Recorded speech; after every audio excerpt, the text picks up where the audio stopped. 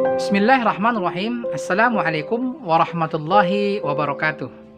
Para pemirsa, hadirin yang dimuliakan oleh Allah Subhanahu wa Ta'ala. Allah Subhanahu wa Ta'ala menurunkan agama Islam ini kepada umat manusia dengan penuh kesempurnaan.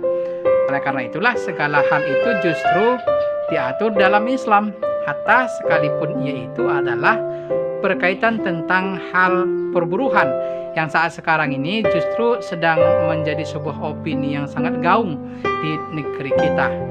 Oleh karena itulah kita harus paham dan kita harus mengetahui apa yang dimaksud dengan sistem perburuhan ini agar kita tidak keluar dari koridor agama yang telah diridhoi oleh Allah Subhanahu wa Ta'ala ini. Oleh karena itu, hadirin yang dimuliakan oleh Allah Subhanahu wa Ta'ala, Islam itu justru mengenal sistem perburuhan yang disebut dengan istilah ijarah. Ijarah itu adalah akdun ala manfaatin bi'iwadin, yaitu sebuah akad, sebuah transaksi atas jasa dengan imbalan ataupun kompensasi tertentu. Oleh karena itulah di dalam Islam justru akad ijarah ataupun sistem perburuhan itu adalah merupakan sebuah aktivitas yang mubah atau disebut sebuah aktivitas yang dibolehkan dalam Islam berdasarkan kepada dalil-dalil yang ada dalam Al-Quran, dalil-dalil yang ada di dalam hadis-hadis baginda Rasulullah Muhammad SAW. Oleh karena itulah kita harus paham minimalnya ada dua hal yang harus kita ketahui berkaitan tentang istilah sistem perburuhan di dalam Islam. Yang pertama yang harus kita ingat bahwasanya akad-akad ataupun jasa yang boleh diijarahkan itu adalah hanya jasa-jasa yang halal. Artinya kita dilarang oleh Allah untuk mengijarahkan jasa-jasa yang haram. Kemudian yang kedua yang harus kita ingat adalah janji-janji yang telah kita sepakati sebelumnya, apalagi berkaitan tentang hak-hak yang akan kita berikan berupa upah kepada para pekerja kita. Oleh karena itulah para pemirsa yang dimuliakan oleh Allah Subhanahu wa Ta'ala, sebenarnya Islam membuat sebuah aturan tentang perburuhan ini adalah untuk melindungi, memberikan perlindungan kepada para buruh, berikan perlindungan kepada para pengusaha atau yang mempunyai perusahaan agar tidak terjadi kezaliman. Maka terhadap para pengusaha yang mempunyai pekerjaan ataupun terhadap para majikan, Islam itu telah memberikan ataupun mengajari tiga hal kepada mereka.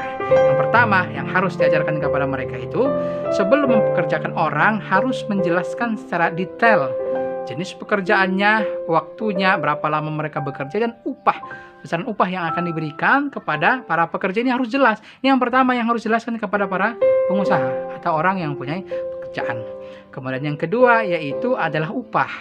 Standar ukuran upah itu harus dilihat dari besaran jasa yang kita peroleh atau besaran jasa yang kita pakai dari para pekerja, bukan dilihat dari standar minimum kehidupan masyarakat yang ada dalam sebuah daerah atau yang kita sebut dengan UMR. Bukan berdasarkan itu kita memberikan upah, tapi berdasarkan besaran jasa yang kita peroleh atau yang kita pakai dari para buruh. Kemudian yang ketiga yang harus kita ingat adalah senantiasa memberikan upah itu. Hak-hak para buruh itu telah mereka selesai mengerjakan pekerjaan yang telah kita tentukan. Makanya oleh karena itu tidak boleh dilama-lamakan. Dalam sebuah riwayat baginda Rasulullah SAW mengatakan dalam sebuah hadis kudusi, wallahu ta'ala, Allah Subhanahu wa Ta'ala berfirman, salasatun ana khusmuhum yaumal qiyamah. Ada tiga golongan kata Allah yang saya memusuh mereka pada hari kiamat. Golongan yang ketiga itu adalah warajulun istajaro ajiron fastaufa minhu walam yu'ti ujurahu. Ada seorang pengusaha, seorang majikan justru mempekerjakan seorang buruh, telah selesai buruh ini menyempurnakan pekerjaannya tapi tidak diberikan upahnya. Ini adalah salah satu golongan atau golongan yang ketiga yang dimusuhi oleh Allah Subhanahu wa Ta'ala pada hari kiamat. Nah, para pemirsa hadirin yang dimuliakan oleh Allah, inilah beberapa hal yang terkait dengan sistem perburuhan di dalam Islam. Maka kita harus paham, kita harus mengetahui bahwasanya sistem perburuhan, akad ijarah itulah akad yang mubah yang boleh kita lakukan, tapi dalam tanda kutip ada beberapa aturan, beberapa hal yang harus kita ingat. Terlebih-lebih adalah kepada para majikan, kepada para penguasa agar tidak berlaku zalim. Begitu juga adalah para buruh tidak juga berlaku zalim. Terlebih-lebih adalah kepada pemerintah agar membuat sebuah regulasi ataupun kebijakan yang justru menguntungkan kedua belah pihak, sehingga tidak terjadi kezaliman di mana-mana, sehingga kita juga tidak terjerumus atau tidak termasuk orang-orang yang dimusuhi oleh Allah Subhanahu wa Ta'ala pada hari kiamat. Para pemirsa, inilah yang dapat kita sampaikan. Semoga bermanfaat bagi kita semua. Billahi taufiq wal hidayah. Wassalamualaikum warahmatullahi